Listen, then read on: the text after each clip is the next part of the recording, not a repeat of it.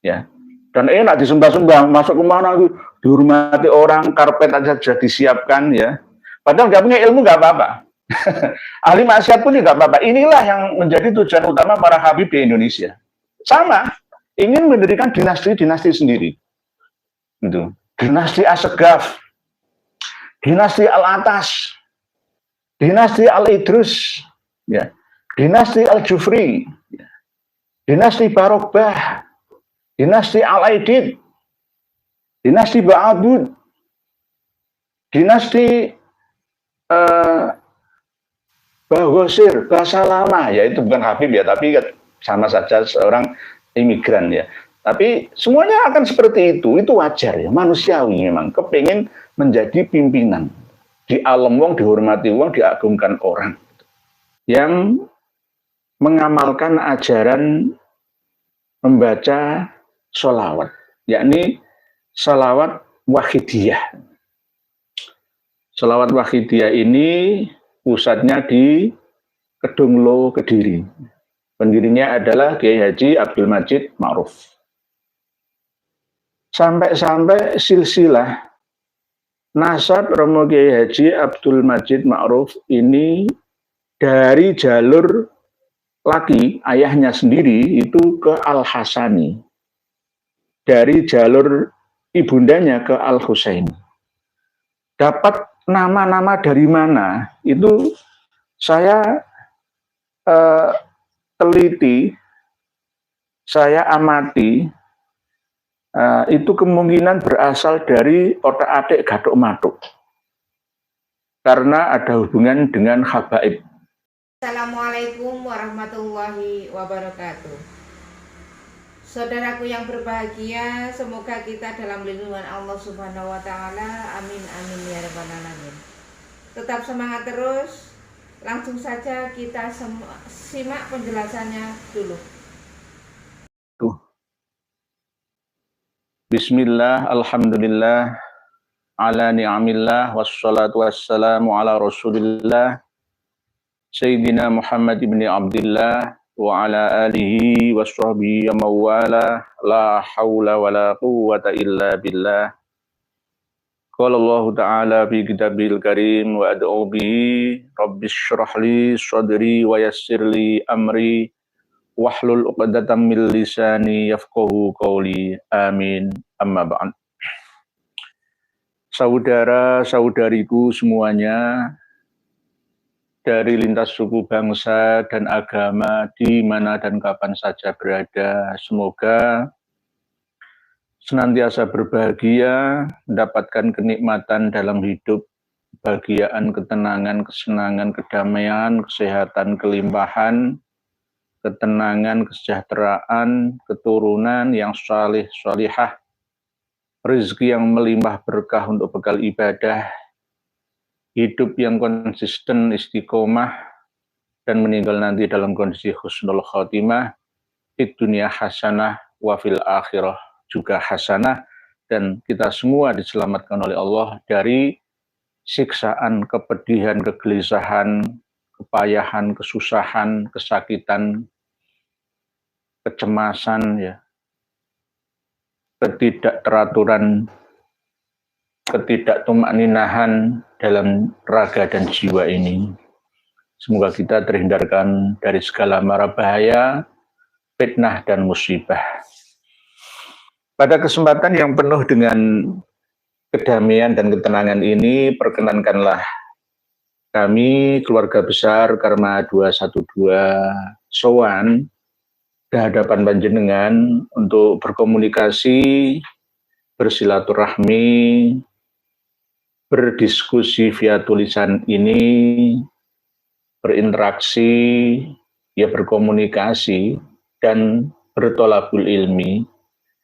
Semoga dalam setiap pertemuan kita senantiasa diiringi dengan ridho dari ilahi Rabbi, dan senantiasa kita bisa mendapatkan manfaat dan maslahah dari keilmuan, ya, yang kita bahas dalam setiap tema atau materi yang kita kaji. dengan harapan kita semua mengamalkan 4 torekoh alan Nabi, yakni kun aliman, au muta'aliman, au mustami'an, au muhibban. Jangan sampai mengikuti torekoh yang kelima, wala takun khamisan fatahlik. Ini kita akan membahas tentang pengaruh dari hegemoni kekuasaan Ba'alawi yang ada di Indonesia ini, yang mampu menghidupkan orang-orang yang sudah mati, seakan-akan memiliki karomah, mampu menghidupkan kuburan-kuburan yang sudah mati lama, menjadi hidup kembali, disulap, dibangun, lalu diumumkan ke khalayak umum untuk berziarah mendatangi makam-makam tersebut. Istilah populernya ya, yang mati bisa hidup kembali. Hidup makamnya, hidup kuburannya, tetapi dengan nama lainnya, bukan nama aslinya yang dimakamkan di bawahnya itu.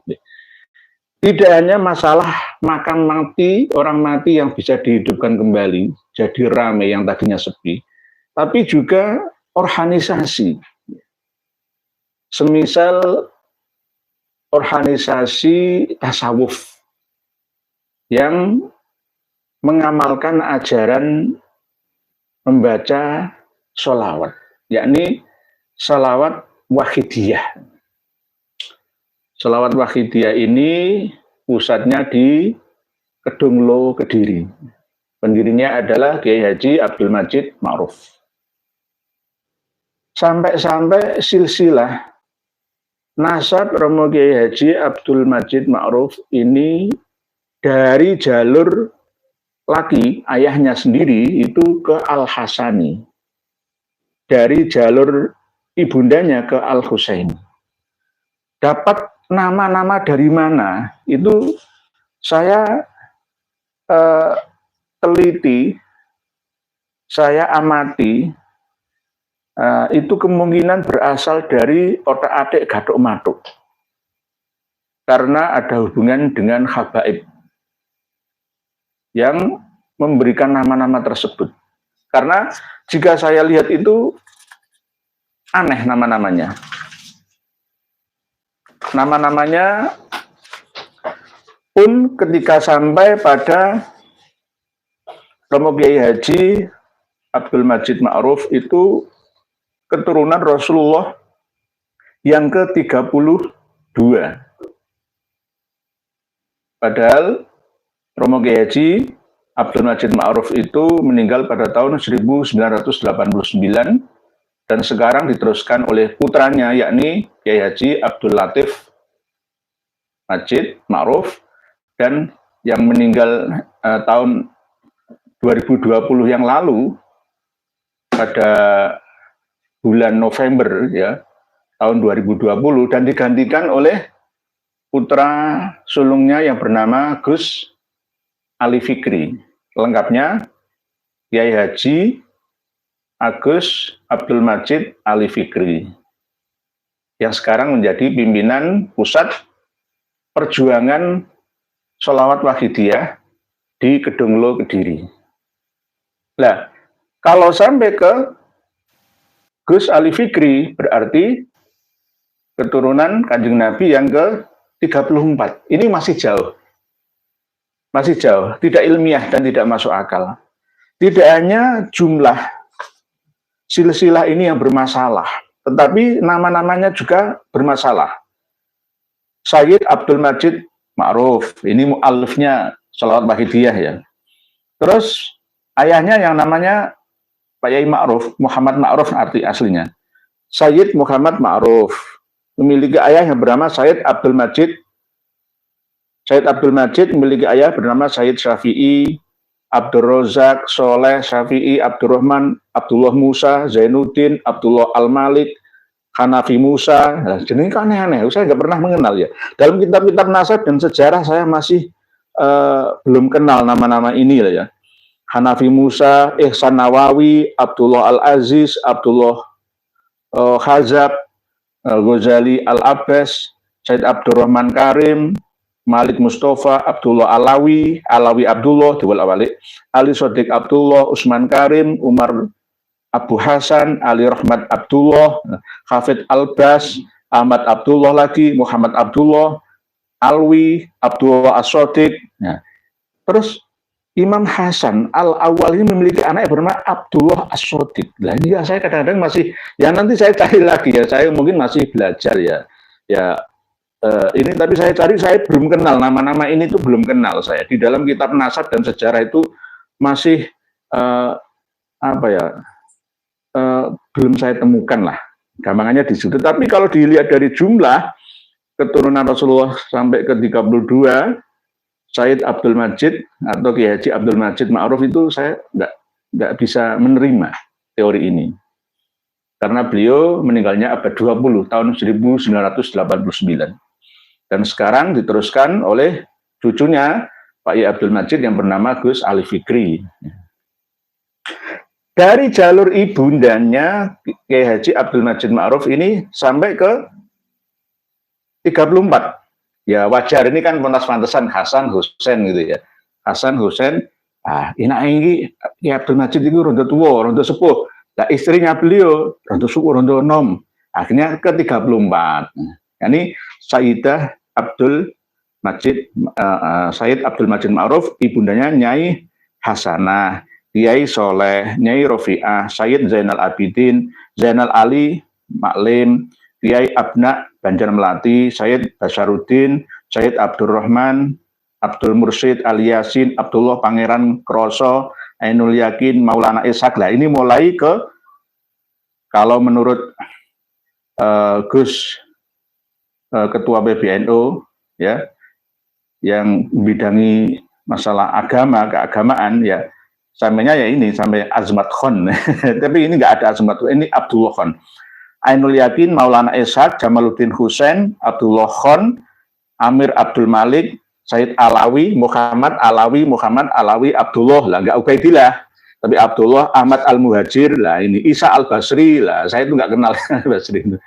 Masih langka namanya ini, Isa Al-Basri, Isa Ar-Rumi, An-Naqib Ar-Rum, Ali Al-Arid, biasanya Ali Al-Uraidi, Arid, Ja'far Sodik, terus Said Ilyas Muhammad Al-Bakir, Ilyas Barang, terus Ali Zainal Abidin, terus Husain, Sayyid Haji Nafidumnya sampai Rasulullah Shallallahu Alaihi Wasallam. Jadi jalur ayahnya Kiai Haji Abdul Majid Ma'ruf itu Hasan, ya, ibunya Kiai Haji Abdul Majid Ma'ruf itu Husain. Nah ini namanya otak adik gadok matuk. Dari nama-nama yang saya teliti ini banyak yang belum saya kenal dalam kitab-kitab nasab dan sejarah yang selama ini kami kaji. Ya mungkin saya masih belum menemukan. Ya, kemungkinan saya masih husnul. Dan tetapi jika dilihat dari silsilah jumlah 32 dari ayah, 34 dari ibu, ini nggak masuk akal. Nggak masuk akal. Ini namanya otak atik gadok matuk yang didapatkan dari mana? Kemungkinan besar karena pada waktu kecilnya Kiai Haji Abdul Majid itu sering disuui sama para habib. Ibunda beliau itu sering kalau ketemu, ya Ndoro Sayyid, ini tolong doakan, ini menjadi anak yang hebat. Dalam sejarahnya seperti itu. Lalu kemungkinan besar juga berhubungan dengan para habib, sebagaimana ketika Romo Kiai Haji Mbah Khalil Bangkalan itu gurunya adalah seorang habib. Nah, Romo Kiai Haji yang di Pasuruan, Mbah Hamid itu gurunya juga seorang sayyid atau habib. Nah, terus begitu pula Romo Kiai Haji Hasyim Asy'ari yang memanggil keturunan Arab menjadi sayyid dan habib, katanya mengakui dan mengisbat dan lain sebagainya. Selalu klaim-klaim sebiak itu dilakukan oleh mereka. Nah, ini apakah termasuk bagian daripada ingin menguasai segalanya, baik yang masih hidup ataupun yang sudah meninggal dunia? Jawabannya adalah iya. Iya. Bahkan jika dirunut silsilah Kiai Haji Abdurrahman Wahid itu juga sampai ke Rasulullah, sampai Imam Ahmad Al-Muhajir juga. Jadi hal-hal seperti ini seakan-akan membuat kita penduduk asli Nusantara ini kurang percaya diri.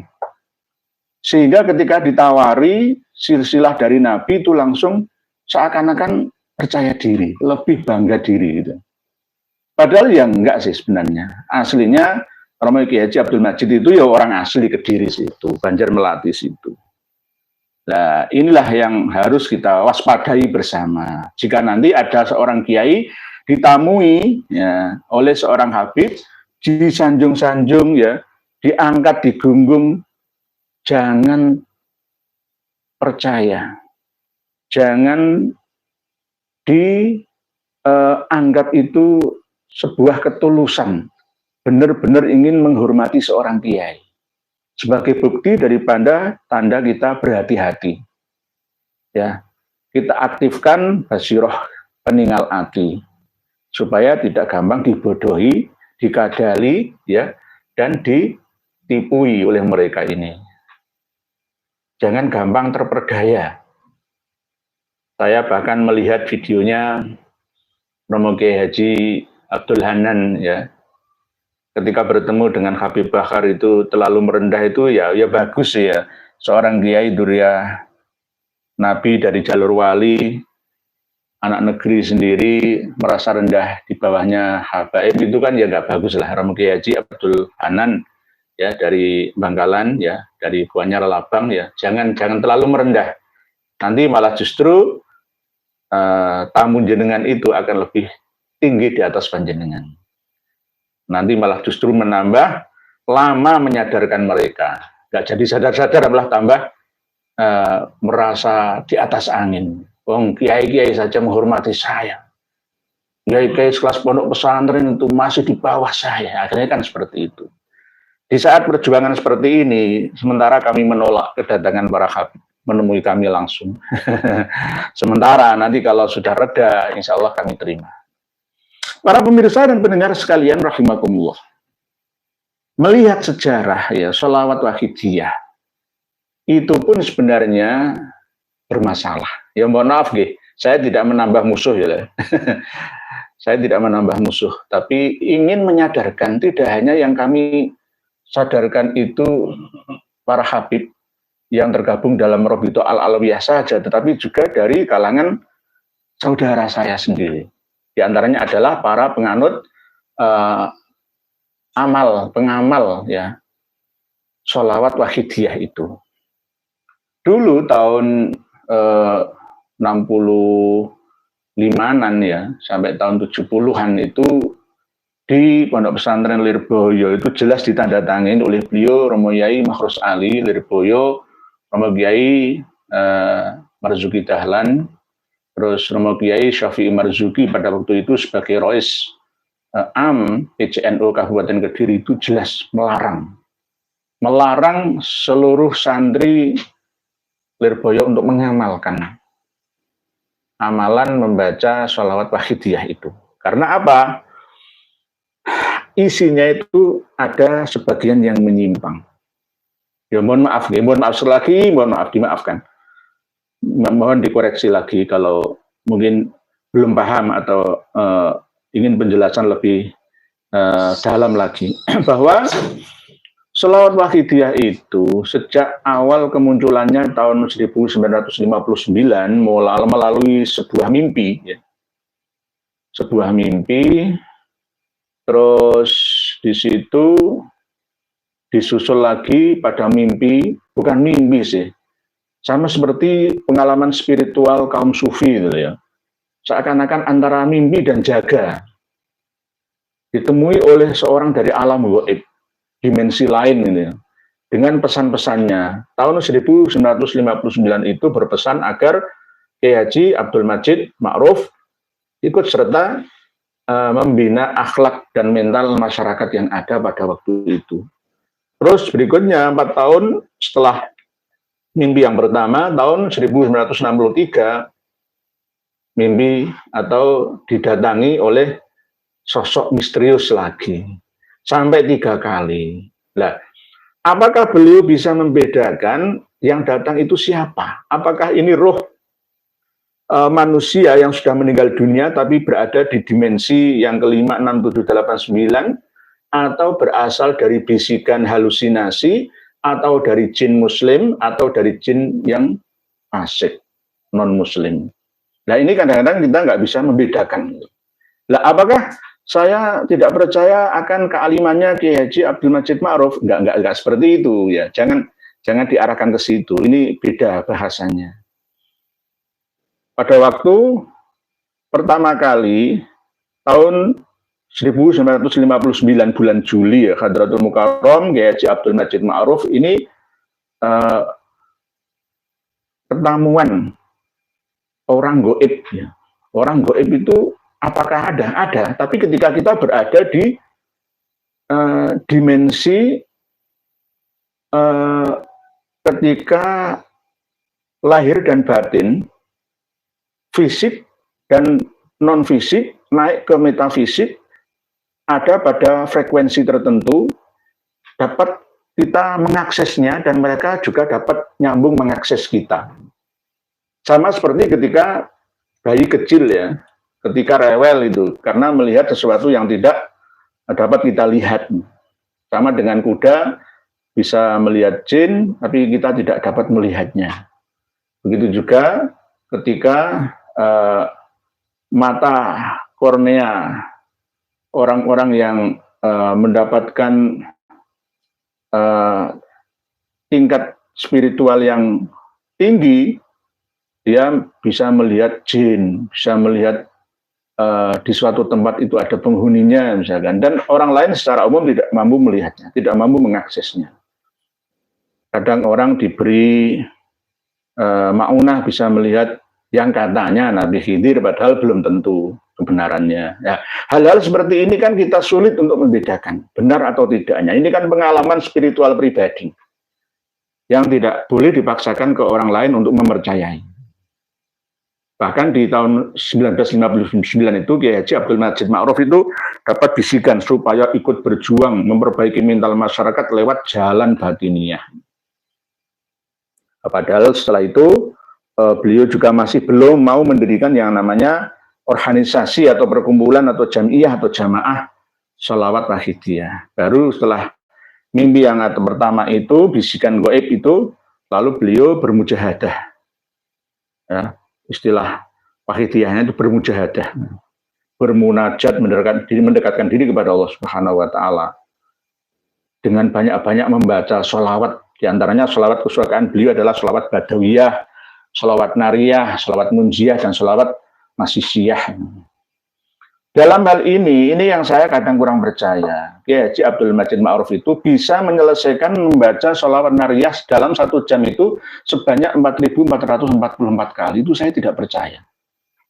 Dipaksa kayak apa saya nggak bisa percaya. Karena apa? Saya menjalannya sendiri itu nggak bisa. Jenengan mungkin juga nggak mampu lah. Sholawat nariyah itu panjang loh. Kecuali sholawat nariyah, sholawat nariyah, sholawat nariyah, sholawat nariyah itu dok. Sama seperti dalam 1 hari membaca khatam Al-Quran 30 juz 8 kali. Saya itu nggak percaya. Nggak percaya. Walaupun ada yang namanya barokahnya waktu ya, tapi nggak seperti itulah, nggak segitunya lah. Sholawat nariyah itu panjang. Allahumma sholli sholatan kamilatan wa sallim salaman taman ala sayyidina Muhammadin alladzi tanhallu bihi luqat wa tanfariju bihi qurab wa tuqdu bihi hawaij wa tunalu bihi raghaib wa husnul khawatimi wa istasqal ghamamu bi ajil karim wa ala alihi washabihi kulli lamhati wa nafasin bi adati kulli ma'lumin. Lak 1 jam 4.444 kali itu sak donya peksa. Gak ada yang bisa. Gak ada yang bisa, kecuali tidak dibaca, hanya dengan batin saja. Dibatin nggak bisa. Nah inilah kadang-kadang yang membuat saya kritisi ya amalan dan penyiar perjuangan wahidiyah itu. Ya mohon maaf Pak Kiai yang sudah kadang mengikuti dan mengamalkan itu, nanti coba ya kita ngaji bersama. Jadi jangan pilih-pilih tebang pilih ya. Kalau salah ya salah, benar ya benar. Karena apa? Pada waktu itu saya mengikuti Hadratus Syekh Romo Kiai Haji Yai Mahrus Ali Lirboyo. Itu juga Yai Marzuki Dahlan dan putranya Yai Syafi'i Marzuki. Ini tidak hanya itu saja. Di saat ini ya banyak sekali yang menolak amalan wahidiyah ini. Yang membela wakidiyah itu justru adalah Kiai Haji Abdurrahman Wahid. Ya, karena memang corak tasawuf sekarang itu lebih sentrisnya itu ke sholawatan. Karena asal usul berdirinya wakidiyah seperti yang saya sampaikan itu tadi, maka keabsahan ya, silsilah keilmuan itu masih perlu dikaji kembali. Sampai membaca sholawat nariyah 4.444 kali loh, saya nggak bisa ya. Kalau jenengan mungkin bisa, ya monggo coba dijajal dulu. Sholawat nariyah 4.444 kali dalam waktu kurang dari 1 jam. Itu jam. Nah, setelah tahun 1999 itu, pada tahun 1963, beliau menerima alamat gaib lagi. Ini ditafsiri oleh Kiai Abdul Latif Majid, yang datang itu Kanjeng Nabi Muhammad SAW. Nah, ini kan yang namanya dibumbu-bumbui ya, dengan bumbu yang sedap, manis ya, menggoda, memoles ya. Jadi ada alamat yang kedua.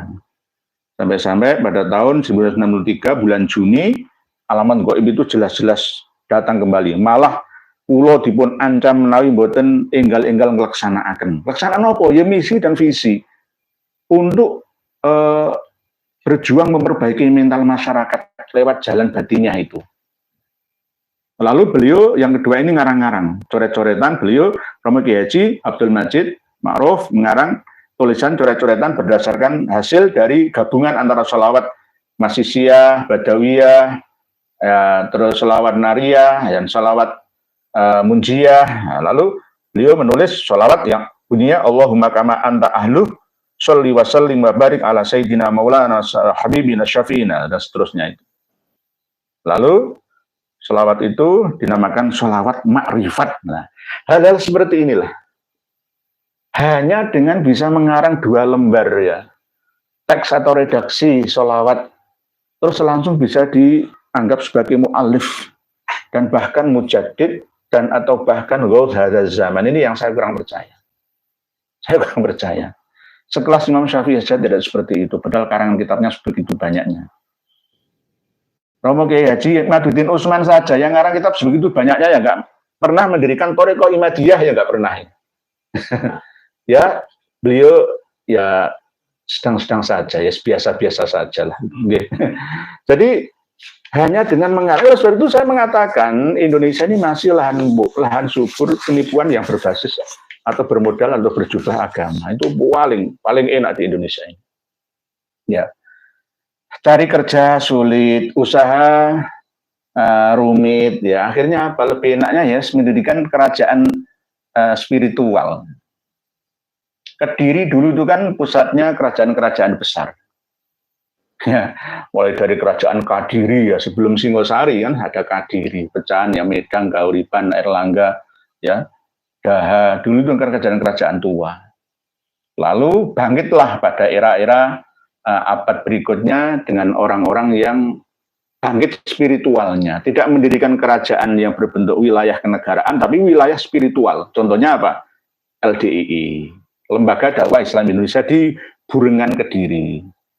Melihat Jamiah Nahdlatul Ulama kok enak ya, muasisnya pendirinya kok jadi raja ya, akhirnya ya enak, aku tak ikut-ikutan mendirikan. Akhirnya Dr. Hasan Ubaidah Lubis luar biasa, Madigul itu akhirnya karena dengan ilmu magicnya mendirikan yang namanya Islam Jamaah, Darul Hadis pengajiannya, terus lalu lebih canggihnya menjadi sebuah lembaga dakwah Islam Indonesia, lalu menjadi Lemkari ya Kari, dan sekarang tetap menjadi paradigma baru ini. Enak, nanti anak turunnya pasti akan menjadi raja-raja sebagai penggantinya, dinasti-dinasti, ya. Dan enak disembah-sembah, masuk kemana dihormati orang, karpet aja sudah disiapkan ya. Padahal nggak punya ilmu nggak apa-apa. Ahli maksiat pun nggak apa-apa. Inilah yang menjadi tujuan utama para habib di Indonesia. Sama, ingin mendirikan dinasti-dinasti sendiri. Itu. Dinasti Assegaf, dinasti Al-Atas, dinasti Al-Idrus, ya, dinasti Al-Jufri, ya, dinasti Barokbah, dinasti Al-Aidid, dinasti Ba'abud, dinasti Bahgosir, bahasa lama, ya itu bukan Habib ya, tapi sama saja seorang imigran ya. Tapi semuanya akan seperti itu wajar ya, manusiawi memang, kepingin menjadi pimpinan. Di alam wong, dihormati wong, diagungkan orang. Ya, sekarang kan Gus Ali Fikri itu kan dulunya ya dagang kedai susu Carmila ya, dulu ya. Ya usaha seperti itu kan ya pasti ada maju mundurnya lah, ada untung ruginya, ada resikonya. Kalau macak menjadi imam, sekarang kamu jadi imam besar ya, gak ada zaman ya. Langsung jadi gak ada zaman itu. Nggak alim nggak apa-apa. Nggak perlu ngarang kitab setebal ini baru akan menjadi ada zaman. Nggak perlu, langsung dipuja-puja, dipuji-puji oleh pengikutnya. Nah, inilah tujuan utamanya orang seperti di Kediri seperti itu. Lalu ada LDII dan ada ini ya, Sholawat Wahidiyah. Setelah cukup berjalan lama ya, Wahidiyah ini mulai mantap pada tahun 1981 Masehi. Setelah maju akhirnya juga terjadi konflik internal, pecah menjadi dua. Ada penyiar Sholawat Wahidiyah yang pusatnya di daerah Ngoro, Jombang, dan ada yang pusat di Kedunglo, Kediri itu. Jadi rebutan kekuasaan lah, rebutan kekuasaan. Sama dengan ketika kerajaan-kerajaan kita zaman dahulu kan mesti gitu, sesama anggota keluarga kerajaan yang saling berebutnya. Kalau sekarang ya di Kesultanan Yogyakarta, di Kasunanan Surakarta, misalnya di Cirebon, di Banten, kan itu sama di mana-mana seperti itu. Ingin menikmati ya enak dan gurihnya kekuasaan, disanjung orang, ya dihormati orang. Gitu. Begitu juga ketika di wilayah Jombang, kok enak ya, Hadratus Syekh itu mendirikan dinasti seperti itu. Akhirnya meniru NU ada Torekoh lagi. Torekoh apa? Siddiqiyah. Torekoh Siddiqiyah itu nggak sampai nyambung ke Alawiyah Rasulullah Shallallahu Alaihi Wasallam, tapi ke Abu Bakar As-Siddiq. Jadi Torekoh Siddiqiyah itu torekoh lokal, sama dengan torekoh pengamal Wahidiyah, itu torekoh lokal Indonesia. Tapi pendirinya, pengikutnya ya banyak yang pernah pengalaman masuk ke dalam torekoh Qadiriyah, Naksabandiyah, ya. Itu juga torekoh Rifaiyah, Sanusiyah, Satoriyah, dan lain-lain. Nah, ini enaknya ya, mendirikan dinasti-dinasti itu. Kalau sekarang ya ditiru oleh para pengasuh pondok-pondok pesantren itu. Ya. Akhirnya teruskan estafet ke anak cucunya. Ya nggak apa-apa, itu namanya perjuangan. Yang penting kan tetap sekarang eranya berbeda. Kita ini sudah kebersamaan dan kesetaraan yang harus kita dahulukan. Kembali kepada bahasan tentang penyiar atau perjuangan pengamal Sholawat Wahidiyah. Kenapa kok saya mengkritisinya? Ya karena ada kata-kata yang tidak boleh diucapkan dan diyakini oleh keseluruhan pengikutnya, bahkan di luar Sholawat Wahidiyah, penganut Sholawat Wahidiyah itu. Ada pertolongan yang langsung tidak meminta kepada Allah, tapi wasilahnya, kalimahnya itu tidak tepat. Ya syafi'al khalqi as-salatu wassalamu alaika nurul khalqi hadil anam wa asluhu warhuhu adrikni. Kalau meminta kepada Rasulullah, adrikni ya Rasulullah, itu sebenarnya nggak tepat. Saya pernah merubah silsilah istighosah ala Nahdlatul Ulama itu kan qud biyadi adrikni ya Rasulullah. Itu saya rubah. Adrikni ya Allah. Jadi kalau meminta kepada Rasulullah itu tidak disyariatkan. Yang dikhawatirkan itu nanti menuhankan. Jangan dibantah lagi, nanti nggak mungkin menuhankan. Enggak. Rasulullah tidak pernah memberikan cara seperti itu. Tidak memberikan contoh seperti itu. Ya ayyuhal ghauth, salamullah alaika rabbini biidznillah wanzur ilayya Sayyidi binadratin musilatin lil hadratil aliyah. Lalu seperti akhirnya ada kunci utama, ya Sayyidi, ya Rasulullah, sampai menangis sampai dalam, menghayati betul sampai dalam hati, lalu menangis benar-benar sampai harus keluar air mata. Itu yang bisa mensucikan jiwa, katanya seperti itu. Nah ini kan namanya sama-sama dengan kita sambat-sambat kepada Rasulullah Shallallahu Alaihi Wasallam. Kalau hanya sekedar nyanyian saja, Isfa'lana lana ya habibana, itu mungkin masih bisa ditafsir artinya. Tapi kalau sudah langsung, ya Rasulullah, ya Rasulullah, laka syafa'ah, ya Rasulullah, Allah ya Nabi, ya Rasulullah, dan sebagainya, itu nggak boleh sebenarnya. Ya memang dalam ilmu balaghah ya, tata bahasa, keindahan kata itu boleh, tapi ya seharusnya dihindari yang dia khawatirkan itu daripada kepleset, ikhtiyat, hati-hati. Nah ini nyuwun sewu, yang mohon maaf bagi yang sudah mengamalkan salat wahidiyah, ya tetap harus mau menerima masukan keilmuan dari orang di luar pengamal sholawat wahidiyah itu. Karena nanti yang dikhawatirkan adalah sama seperti ketika Imam Ali Kholil Kisam bersalam, ya, mengucapkan salam dan sholawat kepada Rasulullah, menunggu dibalas langsung jawabannya oleh Rasulullah Shallallahu Alaihi Wasallam, sampai didengarkan oleh orang kiri, kanan, dan belakang depannya. Sampai kepingin mendengarkan suaranya Rasulullah Kanjeng Nabi itu seperti apa itu. Dan benar-benar ada yang menyaksikan dan membuktikan mendengarkannya itu loh. Waktu tasyahudnya Imam Ali Kholil Kisam itu, at-tahiyyatul mubarakatus sholawatut thayyibatu lillah, assalamu alayka ayuhan nabi wa rahmatullahi wabarakatuh, assalamu alayka ayuhan, assalamu alayka, assalamu alayka ayuhan, assalamu alayka ayuhan nabi, assalamu alayka, sampai ada suara.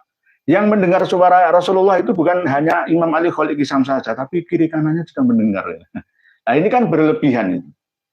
Hanya di dunia ini satu Ali Kholil Kisam yang punya karomat, atau apa tidak karomat ya, seperti itu. Lah nggak bisa ditiru, ini nggak bisa ditiru. Oleh sebab itu kok saya lebih condong seandainya bacaan assalamualaikum itu dirubah saja, assalamu ala nabi warahmatullahi wabarakatuh. Ya karena membahayakan itu tadi. Nanti kalau kita ditanya, kita sudah sholat 50 tahun, pernahkah salamu dijawab oleh Rasulullah? Kan nggak pernah. Oh enggak, cukup dibaca saja lah, sejarahnya kayak gitu kok. Dulu Rasulullah mengajarkan tahiyat ya kayak gitu, sudah baca gitu aja. Nggak perlu kita berniat untuk mengucapkan salam kepada Rasulullah dan menunggu jawabannya, nggak perlu. Ada seperti itu. Jadi at-tahiyyatul mubarakatus sholawatut thayyibatu lillah, assalamu ala nabi wa rahmatullahi wabarakatuh, assalamu alayna wa ala ibadillahis sholihin, asyhadu an la ilaha illallah, asyhadu anna muhammadar rasulullah, Allahumma sholli ala sayyidina Muhammad wa ala ali sayyidina Muhammad. Lalu bisa diteruskan ke sholawat Ibrahimiyah, lalu ditambah lagi dengan doa kalau mampu ya, ada waktu. Nah, kalau memang tetap assalamu alayka ayuhan nabi wa rahmatullahi wabarakatuh, ya nggak apa-apa, itu sudah sesuai dengan riwayat Ibnu Abbas dan Ibnu Umar. Menurut Ibnu Mas'ud, ya assalamu ala nabi wa rahmatullahi wabarakatuh, dan itu sahih. Ya. Itu alasannya apa? Ya sudah sering saya sampaikan. Wa huwa ala dhuhronaina, ketika Rasulullah masih hidup. Walamma qubido yaqulna assalamu ala nabi wa rahmatullahi wabarakatuh itu. Para pemirsa dan pendengar sekalian, saudara-saudariku semuanya rahimakumullah. Lah, inti dari salat wahidiyah itu adalah adanya jaminan, ya, sampai begitu menjamin para pengamalnya, pengikutnya, seandainya sudah dijabahi hajat-hajatnya, maka mu'allif salat wahidiyah itu bisa dituntut dunia sampai akhiratnya. Nah ini kan yang kurang pas, berdasarkan pada waktu beliau Kiai Haji Abdul Majid Ma'ruf itu pernah berguru ke Batu Ampar, ya, Batu Ampar, Pamekasan, perbatasan dengan Sampang, Batu Ampar, Omben, Batu Ampar itu. Jadi pernah berguru ke sana sampai diterjemahkan ke dalam sholawatnya. Padahal di sana itu barang siapa membaca Quran khatam 7 kali, maka dijamin hajat-hajatnya akan dipenuhi ya, dunia sampai di akhiratnya. Jika tidak terpenuhi, tidak terkabulkan, maka tuntut saya dunia sampai akhirat lah. Ini hal-hal seperti inilah yang ditolak oleh para ulama. Ini sebagai bukti kehati-hatian. Nanti jika berkembang terus ya, salat wahidiyah ini, maka akan banyak orang yang kurang paham secara umum, akhirnya malah tambah jauh dari kebenaran. Nah, salat wahidiyah ini banyak berkembang di mana-mana, di kota, di desa, di pegunungan, di perkampungan, di pulau-pulau terpencil banyak di Indonesia. Karena berdasarkan ya yayasan penyiar salat wahidiyah dan yayasan perjuangan salat wahidiyah, ada 2, Ngoro Jombang dan Kedunglo Kediri itu. Nah ini bagi saudara-saudari kami ya, mohon diperhitungkan kalau memang mau ikut mengamalkan. Cukuplah membaca sholawat saja, biasa. Sholawat Jibril misalkan, Sallallahu ala Muhammad, Sallallahu ala Muhammad, kan enteng. Sehari 100 kali ya bagus, 1000 kali ya oke, nggak terlalu memberatkan. Sholawat yang wajib itu kan cuma ketika pada waktu khotib berada di mimbar. Ya, waktu khutbah itu sama ketika kita membaca tasyahud pada tahiyat kita, itu sunnah abad sebenarnya, bukan wajib tapi sunnah abad. Ada yang mengatakan tidak wajib, sunnah abad saja. Itu kan kewajiban kita membaca sholawat. Jadi pada waktu kita mengamalkan sholawat itu pun ya pilihlah sholawat-sholawat yang tidak memberatkan dan tidak ada doktrin-doktrin aneh di dalamnya. Seperti jaminan-jaminan ini itu akan ditemui oleh seseorang. Itulah Rasulullah Shallallahu Alaihi Wasallam, padahal tidak. Perlu kita ketahui bahwa jin itu tidak bisa membo-membo fisiknya seperti Rasulullah Nabi kita, tetapi bisa ngaku-ngaku sebagai Nabi kita, atau tidak ngaku sebagai Nabi kita, tapi kita sendiri yang menginterpretasikannya bahwa itu Rasulullah Shallallahu Alaihi Wasallam Nabi kita. Kadang-kadang kita menginterpretasikan Nabi Khidir. Wah, saya ditemui Syekh Abdul Qadir Al-Jailani, saya ditemui Syekh Bil Hasan Asyadili, saya ditemui oleh Syekh Baghdad Al-Junaidi misalnya, Junaidi Al-Baghdadi misalkan. Itu kan interpretasi ya, kesimpulan pemahaman kita sendiri. Padahal aslinya tidak seperti itu. Inilah bukti kehati-hatian kita. Daripada kepleset, lebih baik selamat.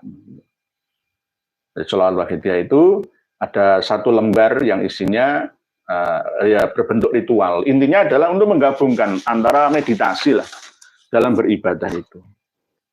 Kalau dulu saya ketika berguru dengan sesepuh ya, leluhur saya itu, saya dikasih amalan yang tidak boleh dituliskan. Karena memang puncak daripada segala amalan itu adalah konsentrasi, meditasi. Dari paling bawah sendiri sampai paling atas gundunan kita, 7 langit, 7 titik cakra. Ya, untuk meditasi kita tenangkan semua. Lalu di situ ada istilah, kalau kejawen itu kakang kawah adi ari-ari ya.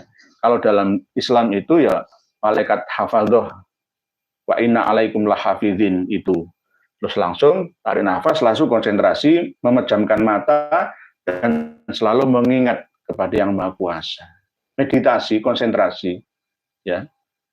Itu ajaran-ajaran kuno seperti itu. Lalu setelah Islam datang, dimasukkanlah unsur-unsur keislaman. Akhirnya menjadi seperti ketika kita iktikaf di dalam masjid yang berisi zikir dan muhasabah diri itu. Jadi kembali kepada organisasi sholawat wahidiyah yang menggunakan logo Fafiru ilallah dari Al-Quran Karim. Fafiru ilallah, maka berlarilah kalian menuju kepada pertolongannya Allah. Dengan semboyan juga lillah billah, lir rasul bir rasul, lil ghaus bil ghaus, yu'ti kulla haqqin haqqahu. Yu'ti kulla dzi haqqin haqqahu. Jadi itu semboyan mereka seperti itu. Untuk mensucikan atau tazkiyatun nafas, mensucikan diri dari segala dosa dan untuk menenangkan diri, membersihkan batin ini. Qad aflaha man zakkaha wa qad khaba man dassaha. Berbagai macam cara orang untuk sampai wusul ilallah dengan metode manhaj atau torekohnya atau metode-metode masing-masing orang. Kalau menurut saya torekoh-torekoh itu kalau bukan torekoh yang mutabaroh lebih baik tinggalkan saja. Karena apa? Sekarang ini sudah zamannya tidak perlu maklar dalam agama. Itu malah nyerimeti aja. Sekarang ini kita tidak perlu beli tiket ke loket. Cukup pesan melalui online. Ya. Jadi sudah tidak ada maklar lagi. Agama juga begitu sekarang. Seandainya saya ngaji ke saya ini 200.000 ya online mengikuti saya. Ya bisa dikatakan cukup hemat daripada menjalankan pengajian umum yang dihadiri secara langsung, fisik saya hadir di satu tempat bersama dengan panjenengan dengan biaya yang cukup banyak. Sekarang kan lebih hemat ya. Cukup menyediakan berapa puluh ribu saja untuk kita ikut ngaji 1,5 jam seperti ini. Jadi sholat wahidiyah itu menurut saya sementara ya ditangguhkan saja dulu, ditangguhkan saja. Karena nantinya jika ada organisasi yang bermasalah, torekoh yang bermasalah, ketika meminta maunah kepada jamiah Robito Alawiyah, ya maka akan diakui, dirangkul bersama, akhirnya jadi hidup kembali. Sekarang itu para kabib mulai mengakui Adman Khon itu diakui, Syaiban itu diakui, keturunan Wali Songo itu sahih. Habib Muhammad Rizik Syihab itu mengatakan sekarang, dulu enggak, ya semua sudah ingin, ya itu ibarat tinju. Tak Borbo pernah tanya. Tinju itu kalau kedesak kan ngerangkul sih. Coba lihatlah Mike Tyson sama Alexander Holyfield itu. Mike Tyson ketika kepepet ya ngerangkul sama nyokot telinganya Alexander Holyfield itu. Tinju itu kalau kepepet mesti ngerangkul. Begitu juga ketika Robito Alawiyah para habib itu kepepet ngerangkul ke kiai, ngerangkul ke Duriyah Wali Songo. Nah kita harus mewaspadai gitu loh. Nanti kalau ngerangkul saya dirayu jabatan, saya dikasih uang, ya. Terus saya mau, ya nggak usah berjuang seperti ini. Cukup aja cari uang, ngapusi saja sana. Saya nggak mau, tetap karena demi anak bangsa dan negeri, generasi kita yang akan datang nanti. Mungkin, mukadimahnya seperti itu. Nanti kita lanjut kembali dalam diskusi tulisan panjenengan, karena ini nanti jam 10:30 ya kita akan nobar ya dengan PSSI kita, dengan Irak ya. Nah, doa kita bagaimana? Ya semoga menang. Walaupun tidak menang ya nggak apa-apa, penting berdoa. Masalah dikabulkan atau tidaknya yang penting berdoa. Kita akan baca tulisan panjenengan semua. Bismillahirrahmanirrahim. Bismillahirrahmanirrahim. Karena saking banyaknya saya harus cepat membacanya. Karena ini bukti daripada ini ngaji dua arah. Jenengan bisa menasihati saya. Jadi gantian, nggak harus saya yang vokal, gitu. Cuma saya yang baca gitu aja, karena memang ya pas penyelenggaranya Karma 212. Bismillahirrahmanirrahim. Ini saya tarik ke atas, mohon maaf nih, saya tarik ini sebabnya saking banyaknya. Pak Jai, mohon diluruskan Pak Yai. Kang Rumel katanya ada bukti sezaman Pak Yai Nur, nggak ada. Silsilah nasab yang digaungkan oleh para pendukung Pak Alawi itu semua hanya sekedar riak-riak kecil saja. Yang katanya termaktub dalam Sunan Tirmidzi, tahun berapa, kertasnya tahun berapa. Kertasnya tahun berapa, itu tulisan tahun berapa. Saya bisa, saya juga bisa nulis Arab kok. Saya akan cari druang yang lama itu, garis-garisnya tak sedikit-sedikit tak hilangkan itu, saya tulis sendiri. Ini tulisan tahun 585, ya saya bisa kok. Ya. Polanya itu sudah dapat kita baca. Orang yang terbiasa menipu itu akan menipu yang kedua kali, ketiga kali, dan seterusnya. Tidak ada bukti sezaman, Pak. Pak Jaya, nggak ada. Karena apa? Saya sudah mencari sejak lama, tidak hanya 2 tahun akhir ini saja. Teman-teman kami itu sudah puluhan tahun. Nggak ada, itu zaman itu nggak ada. Kalau ada itu diada-adakan. diada-adakan. Ibu Zenzeta, assalamualaikum. Kalau dipikir-pikir rasanya kasihan kepada Muhyiddin pembela Ba'alawi yang bela tuannya dengan berbohong. Terus menerus menutupi kebohongan dan kebohongan. Mereka sepertinya bingung harus selalu mengarah ke kebodohan. Nggih. Memang seperti itu nggih Bu Zenzeta. Memang wajar dan manusiawi ketika orang itu terdesak itu pasti dia akan mencari juru selamat atau mencari selamat itu bagaimana caranya. Dengan cara yang kadang-kadang darurat ya menipu-menipu nggak apa-apa, katanya seperti itu. Tapi kalau menurut saya sudahlah. Ya sudahlah. Ayo hidup bersama berdampingan dengan kita, jangan lagi mengaku sebagai keturunan Nabi yang suci, dan harus berbaur dengan semua anak negeri tanpa membedakan mana kastanya, apa, dari suku bangsa mana, nggak perlu itu. Saling menghargai, jangan merasa paling tinggi, paling suci sendiri, yang lainnya itu di bawah kasta kita. Penjajahan gaya baru harus dimusnahkan, dihapuskan dari muka bumi ini.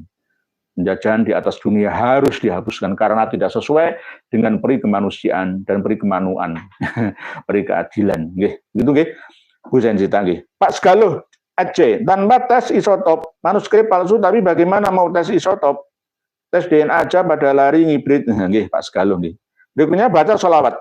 Sholawatan seperti Gus Fuad harus digaungkan Mbak Yai untuk menandingi sholawatan para habib nggih. Monggo Gus Fuad sudah mulai membaca sholawat tiba ya, sholawat dengan gending kejawen ya nggak apa-apa. Namanya sholawat dulu itu ujian itu lebih syahdu gara-gara sholawatnya ya sholawat ala nada-nada cengkok nada kuno dulu. Astaghfirullahaladzim, astaghfirullahaladzim, wa atubu ilaihi.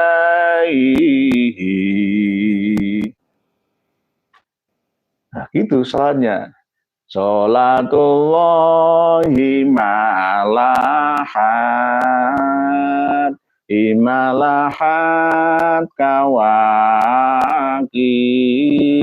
alamad khairi marrakiban, imarrakiban najaib. Jadi sholat-sholat seperti itu nggak apa-apa. Nggak harus sholawat dengan nada Arab saja. Cuma kalau Quran tolong sementara jangan dulu. Saya nggak mau sholawat Quran dengan saya baca nada gending itu dengan seperti Kiai Haji Ali Badri. Saya mendengar ya dengan gending Jawa ini. Saya bisa malah bagus kalau saya mau baca Quran, tapi saya belum berani itu. Tapi kalau baca kitab kuning berani saya. Berani kitab kuning. Kitab kuning saya bismillah kelawan nyebut asmane Gusti Allah Ar-Rahman kang bersifatan welas asing donya lan akhirat marang wong mukmin lan marang wong kafir Ar-Rahim kang bersifatan asing dalam akhirat bloko maring wong mukmin. Alhamdulillah wis kabehane puji iku lillahi kedue Gusti Allah Rabbil alamin kang mangirani wong alam kabeh wa shallalan paring rahmat kawelasan sapa Allah Gusti Allah ala sayyidina ing atase Gusti kita bendoro kita pemimpin kita Muhammad ya Nabi Muhammad wala ali lan ing atase kaluwargane Kanjeng Nabi Muhammad washabi lan sahabate kanca-kancane Kanjeng Nabi Muhammad ajmaina khalis sekabehane. Itu nggak apa-apa. Tapi kalau Quran saya nggak berani sih. Nanti aja, gitu, baca sholawat, Mas Anom, sebenarnya apa makna dan tujuan membaca sholawat? Lantas sekarang banyak sholawatan dengan musik keras dan jogetan. Hilang rasa khusyuk dalam membaca sholawat. Bagaimana menurut Pak Kiai? Mas Anom. Sholawat yang seperti sekarang ini ya kalau berlebihan dengan dendangan sampai melupakan bacaan, arti dari bacaan sholawat itu ya maka tujuan dari ya ayyuhalladzina amanu shollu alaihi wasallimu taslimanya Allah itu ya tidak berfungsi ya dengan baik, fungsi baik-baiknya. Sebab itu tidak perlulah ya. Kalau memang namanya seni, kita itu kan senang seni, ya nggak apa-apa tapi jangan berlebihan. Intinya jangan berlebihan, sampai keras dan joget-jogetan itu. Hilang rasa khusyuk dalam membaca sholawat. Sebenarnya sholawat itu ya praktis lah. Membaca sallallahu ala Muhammad, sallallahu ala Muhammad, sallallahu ala Muhammad, sallallahu ala Muhammad, sallallahu ala Muhammad, sallallahu ala Muhammad, sallallahu ala Muhammad. Itu kan ya sudah bisa. Gitu. Jadi tidak perlu secara berjamaah juga. Kalau yang kamu berjamaah ya nggak apa-apa. Yang penting jangan berlebihan joget-jogetannya itu sehingga lupa akan arti dari apa yang kita baca. Sholawat itu artinya akan mendoakan Rasulullah agar kita juga mendapatkan rahmatullah. Kan begitu, timbal balik sebab akibat. Itu, tabur tuwe. Itu. Jadi begitu. Mas Anomi. Dari Ibu Segaloh. Kembalikan tiba dan berjanji. Seperti di Giri Kusumo Merangkin Demak Mbah Munif. Nggih, Pak Segaloh. Kembalikan ke berjanjinan, dibaan, maulid syarfil anaman, azaban nadzuman saja. Tidak ke Simtuduror, jangan. Sekarang nggak usah ke Simtuduror. Pak Sampurno selalu Wahidiyah sekarang dikhabibkan. Bentar, hilang. Maaf, hilang ya. Tadi kelihatannya. Ibu Siti Saidah. Habib Rizik dan gerombolannya keluar-keluar negeri ini, negeri tauhid, segera dong tinggalkan negeri ini. Nggak berani Ibu Siti Saidah, wong hidupnya di sini. Hidupnya di sini. Nggak berani tinggalkan di sini. Wong supply hidupnya itu ya dari tanah air ini. Begitu Pak Mukhlisin Idris. Wah ini kembali lagi. Pak Segaloh. Kembalikan tiba berjanji seperti Giri Kusumo. Siap. Sampurno selalu. Wahidiyah sekarang dikhabibkan kakak dasar Habib. Kemungkinan dapat silsilah nasab Habib baik dari Hasan atau Husain itu ya kemungkinan besar. Nama-nama yang saya lihat itu asing bagi saya. Berarti kan ada orang yang berperan di dalamnya agar senantiasa salat Wahidiyah itu di hati masyarakat Indonesia gara-gara wong mu'alifnya saja ya keturunannya Kanjeng Nabi kan. Otak-atik gathuk-mathuk. Kereta cepat. Selalu mereka Pak Sampurno selalu Wahidiyah sekarang dikhabibkan mereka emang mau merampok negeri ini dan memperbudak orang kita begitu Pak Sampurno selalu. Kita ini sudah diperbudak tapi tidak terasa kalau kita diperbudak. Kepentingan, semua itu ada kepentingan. Seperti halnya dinasti-dinasti, kerajaan-kerajaan yang ingin menindas rakyatnya. Kalau ingin memakmurkan bersama, sebenarnya nggak masalah. Ayo kerjasama. Kereta cepat. Assalamualaikum ya Nur. Di kampung saya, di musola masjid sering mengadakan sholawatan, tapi tidak bisa membedakan mana sholawat, mana syairan. Dikira kalau berbahasa Arab itu semua sholawat Nabi. Banyak seperti itu. Ini banyak terjadi di kampung-kampung kita. Kadang-kadang pas pujian sebelum sholat, ada adzan sebelum iqomat itu ya begitu. Ya tarim, ya tarim, ya tarim, ya tarim. Itu bukan sholawat, itu memuji kota Tarim sana. Nantinya ada bijahi ba'lawi, syailillah. Nggak usah baca itu. Nggak usah baca itu. Sudah saya larang itu. Sholawat busro itu kelihatannya sholawat, tapi sholawat modus itu. Sholawat modus. Sholawat modus. Nggak usah dibaca itu. Ya sholawat biasa Ibrahimiyah, sholawat biasa Nariyah. Bahkan ada satu kabupaten itu yang mempunyai semboyan itu. Situbondo, kota sholawat Nariyah. Bondowoso, kota sholawat Burdah. Ya, tergantunglah pimpinan negeri di sana seperti apa ya. Saya nggak menyalahkan ya. Semangatnya jangan seperti itu saja. Situbondo, kota sholawat Nariyah. Nah, Bondowoso, kota sholawat Burdah. Coba jangan lacak apa yang saya sampaikan ini. Pasti benar. Kereta cepat. Begitu. Tidak bisa membedakan karena nggak tahu bahasa Arab.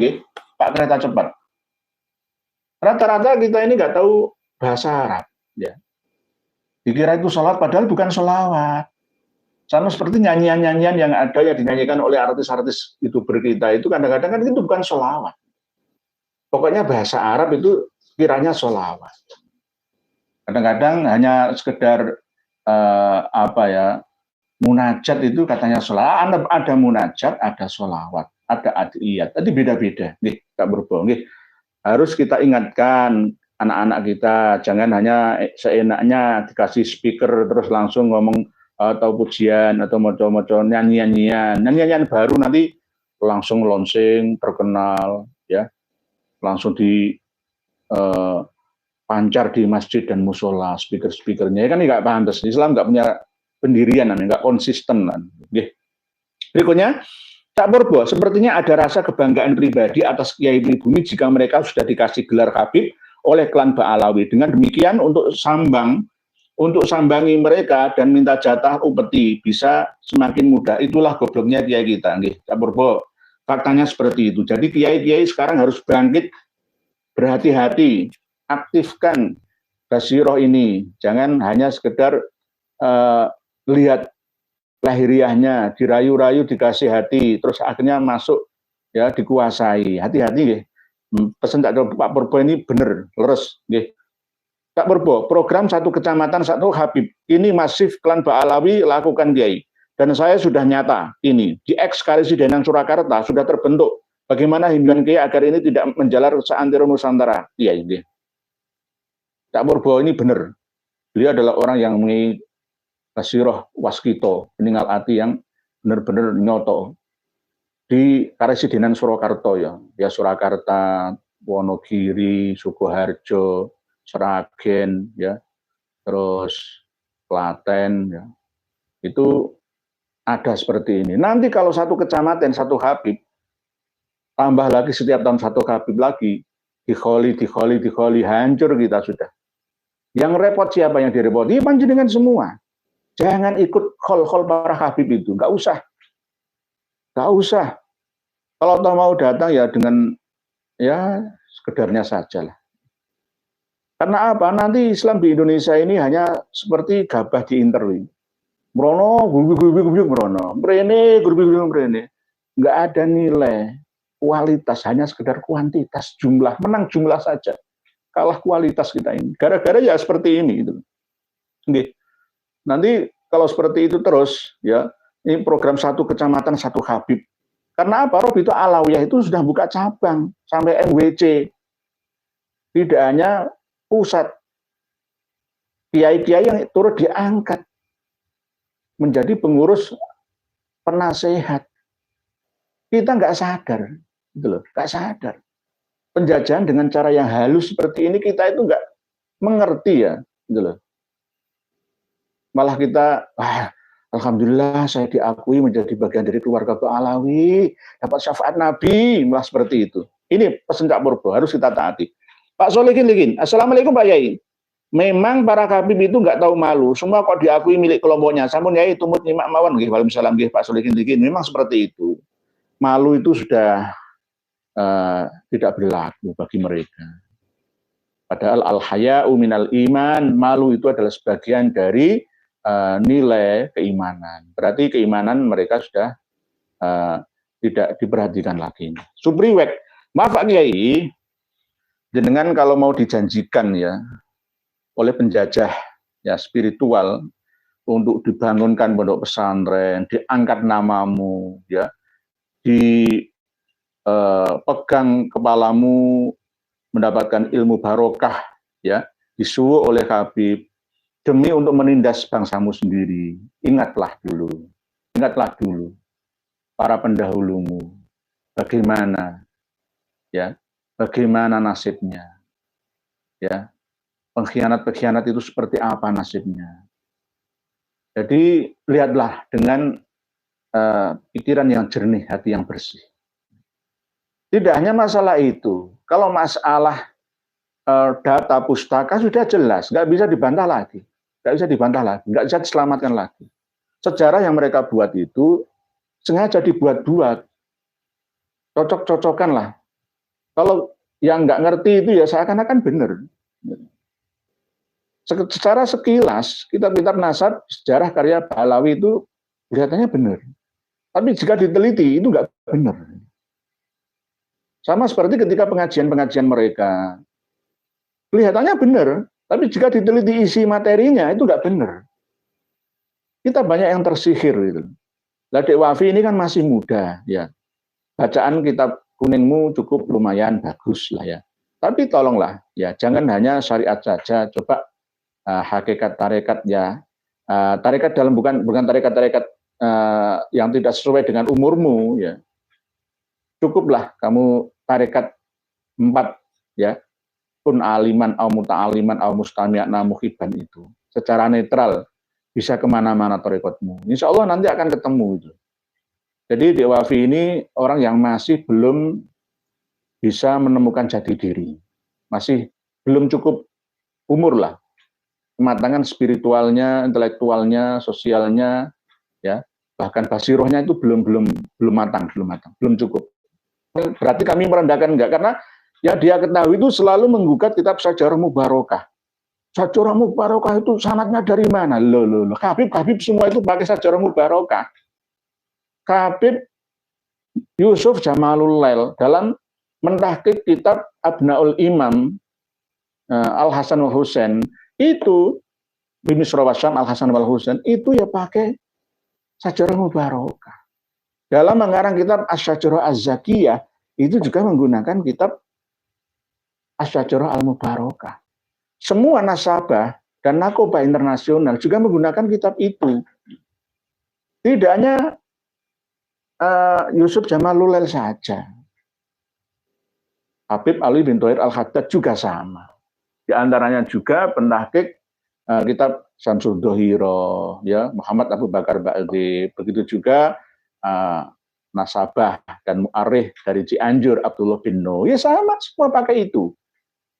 Kalau mau gugat, jangan gugat kitabnya, gugatlah Habib-Habib itu yang mengakui bahwa memang anaknya Ahmad itu ada, di antaranya adalah Muhammad, Ali, dan Husain. Cuma nggak ada tambahan Ubaidillahnya. Ketika ditahqiq oleh mereka, ditambahi lah Ubaidillah jadi ada 4, gitu loh. 4. Ubaidillah itu jelas nggak ada sebelum abad 9 ke belakang sampai Imam Ahmad Al-Abah abad 4 itu nggak ada keterangannya. Adanya cuma pada waktu Al-Buruq Al-Musyiqah itu. Jadi jangan sedikit kembali ke situ bulat, hanya bermain kata-kata saja, kayak sama maju-maju. Itu hanya apa ya? Sekedar bermain silat lidah namanya. Berikutnya mulzam. Syekh Mahdi Rojai mengisbatkan Pak Alawi bin Isa Al-Muhajir. Tolong penjelasannya Pak Kiai, leres. Imam Alwi itu jelas tidak diragukan lagi nasabnya sampai Ubaidillah. Ubaidillah bin Ahmad. Tapi bukan begitu kata-katanya.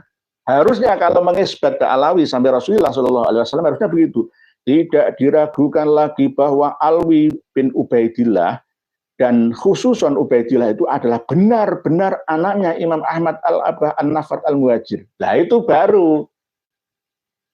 Jadi diprank sama Said Mahdi Rojai dari Qom Iran ini. Gitu loh. Jangan percaya. Kalau toh misalkan mengisbat itu Al-Muqibunnya itu juz 2 yang beliau karang, ada memang Ubaidillahnya itu berdasarkan kitab mana? Referensinya dari mana? Wong di Asy-Syajarah Al-Mubarokah, ya, di kitab-kitab sebelumnya itu tidak mencantumkan keberadaannya. Nah, inilah pentingnya kita untuk adu data. Abad yang paling tua dan abad yang paling muda. Ditemukan, cari titik tengahnya seperti apa. Nah, Said Mahdi Rojai ini mengisbat Ba'alawi bin, bukan mengisbat Ba'alawi bin Ubaidillah. Jadi keturunan Ubaid bin Ahmad bin Isa, gitu loh. Jadi bukan keturunan Ahmad Al-Abah. Cara memahaminya itu seperti itu. Gitu. Syekh Mahdi Rojai sudah ditantang debat terbuka oleh Kiai Haji Maduddin Utsman, tapi ngelak aja. Gitu Pak Mulzam. Jadi nggak benar. Yang benar adalah memang Ba'alawi atau Alwi itu benar-benar anaknya Ubaidillah. Bukan Ubaidillah itu benar-benar anaknya Imam Ahmad Al-Abah. Sudah saya bongkar semuanya bahwa otak-atik gathok-mathok bangunan sejarah yang kelihatan mensejarah ya telah runtuh dan rapuh. Berikutnya Pak Joko Nur. Derek saya nggih, monggo Pak Joko Nur nggih. Semoga Allah Subhanahu wa taala memberikan kesehatan. Amin. Matur suwun Pak Joko Nur, semoga panjenengan nggih sehat walafiat. Juru kunci Mbak Oko, keputusan Panjunan 1 Surabaya Daya, monggo juru kunci Mbak Oko. Ahmad Siddiq, alhamdulillah masyarakat punya wadah untuk melaporkan penyelewengan sejarah dan silsilah makam palsu kepada PWI. PWI itu singkatan dari Perjuangan Wali Songo Indonesia.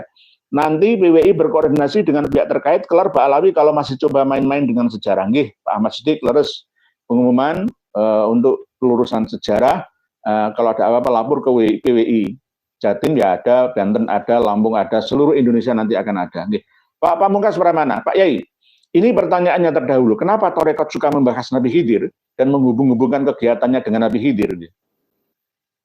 Nabi Khidir itu kalau menurut agama non-Islam itu ya seperti Dewa Indra itu.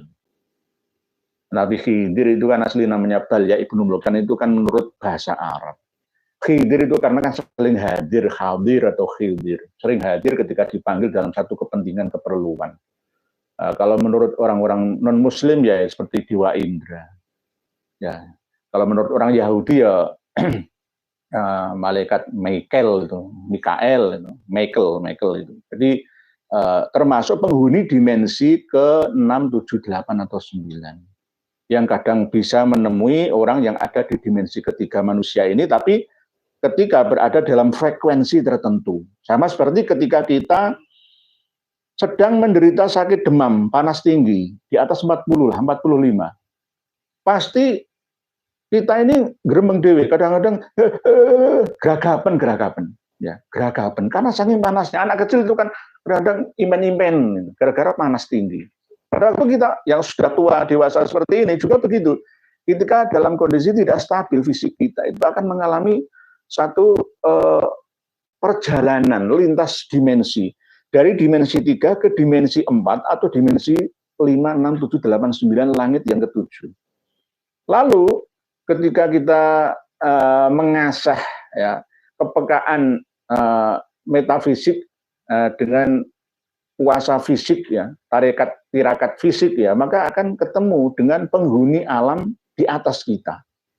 Jangan salah, yang menu itu belum tentu itu Nabi Khidir, Balya Ibnu Mulkan, tapi bisa juga itu jin muslim atau jin kafir. Kita nggak mampu membedakan, sulit untuk membedakan itu. Sehingga ketika Ahmad Musaddiq itu ditemui oleh jin fasik, dikira ini malaikat Jibril, saya dapat wahyu, berarti saya ini ya Nabi dan Rasul. Ahmad Musaddiq yang seperti itu ya. Ketika ada orang yang nggak cukup ilmu, kepengen niru Kanjeng Nabi, topo nang jero guwa, lalu kedatangan jin. Wah, aku ketemu ini malaikat Jibril aku. Diberi wahyu aku. Ya, kemungkinan sejarahnya ya sama seperti lahirnya Sholawat Wahidiyah ini tadi yang kita bahas malam hari ini. Jadi harus hati-hati. Nabi Khidir itu sudah meninggal dunia, hidup jiwanya di dimensi yang berbeda. Sudah meninggal dunia. Wa ma ja'alna li basyarin min qablikal khuld afa imita fahumul khalidun. Kullu nafsin dha'iqatul maut. Nabi Isa, Nabi Khidir, Nabi Ilyas, Nabi Idris itu sudah meninggal dunia semua.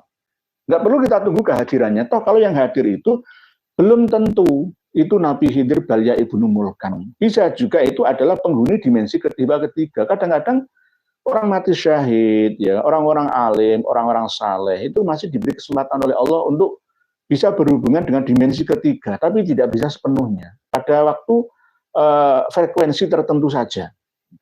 Jadi nggak benar ya Pak Pamungkas Pramana. Nah kalau tarekat itu suka seperti itu karena memang dimensinya itu dari 3 ingin meningkat di atasnya, sehingga seperti dirayu saja. Seakan-akan itu tinggi ilmunya, lalu bisa ketemu langsung ya dengan bayangan imajinasinya.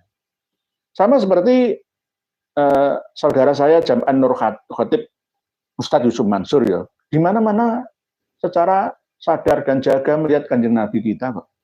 Hal-hal seperti itu kan tidak dibenarkan, tidak ada kitabnya, nggak ada hadisnya, Qurannya pun nggak seperti itu. Apalagi ijma' qiyasnya nggak ada. Itu kan interpretasi kesimpulan dirinya saja. Hal-hal seperti itu tidak bisa dipercaya, nggak bisa dipercaya. Nah misalkan kalau misalkan Syekh Abdul Qadir Al-Jailani ditemui Nabi Khidir itu pada waktu itu di dimensinya dan tingkatannya masing-masing yang berbeda dengan dimensi atau tingkatan kita.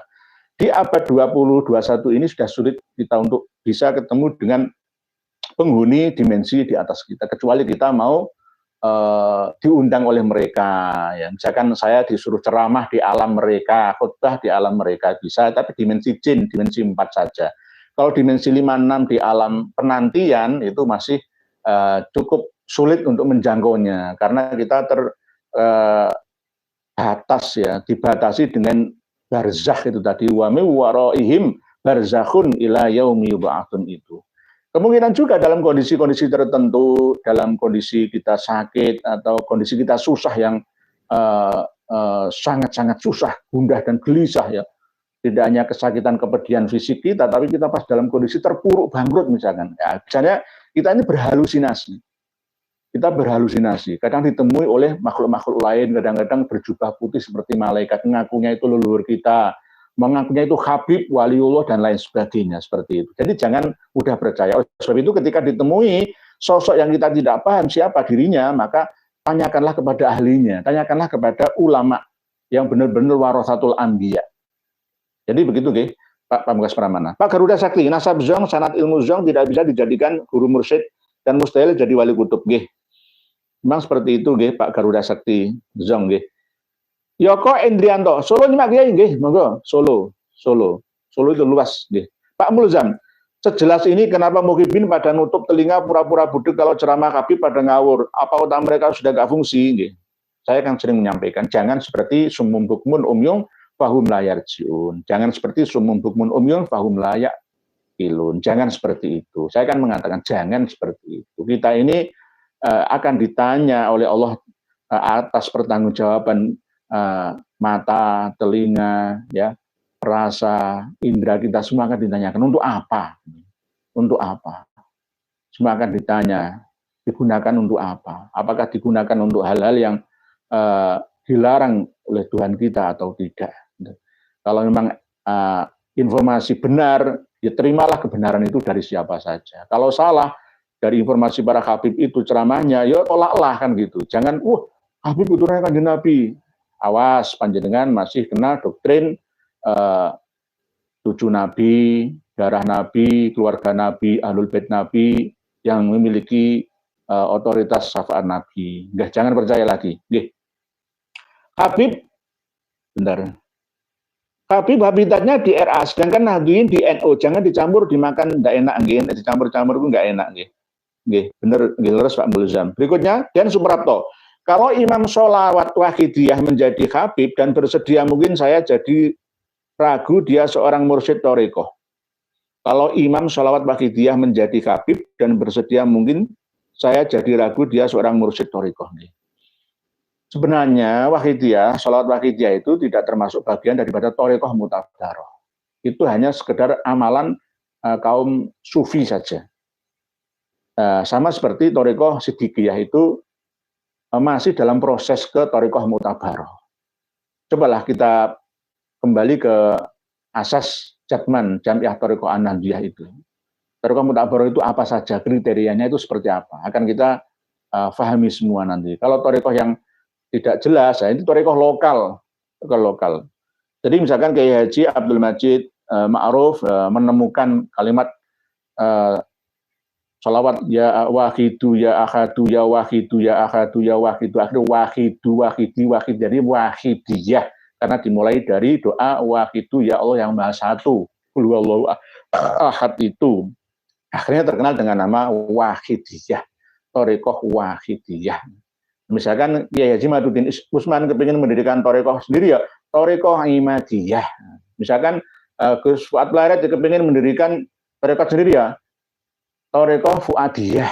Nah, misalkan Gus Abbas Buntet kepingin mendirikan Thariqah Abbasiyah. Nah, misalkan saya, Thariqah saya 4, pun aliman, au muta'aliman, au mustami'an, au muhibban. Karena saya masih belajar, seandainya ada salah dan kekurangan dalam saya beribadah, masih diampuni Allah. Karena saya belajar.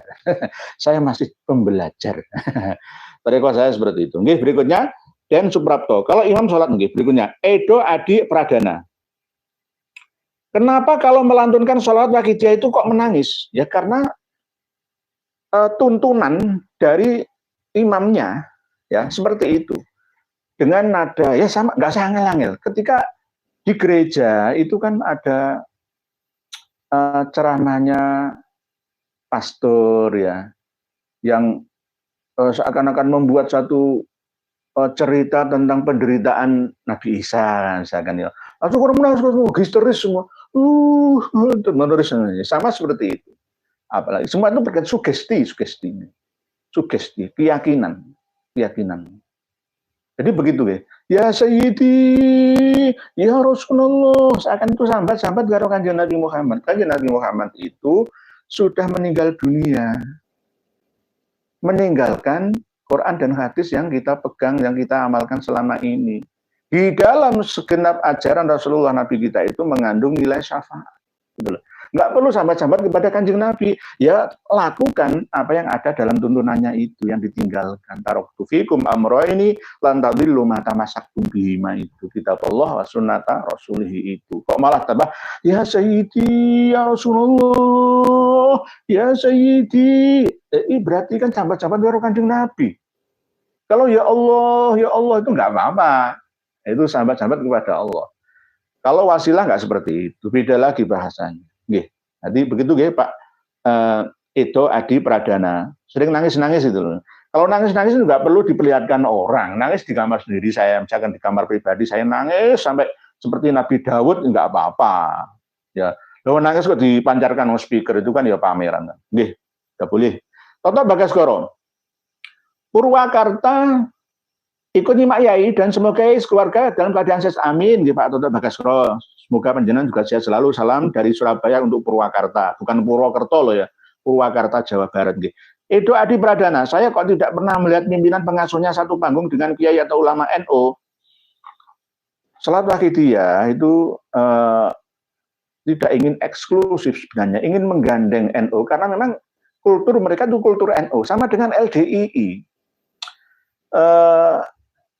Nur Hasan Al-Ubaidah Lubis itu dulunya itu orang NU, ngajinya ya dilanggar NU ya kiai NU. Kok dilihat itu enak, akhirnya mendirikan organisasi sendiri didukung oleh pemerintah pada waktu itu yang akhirnya ya punya pengikut.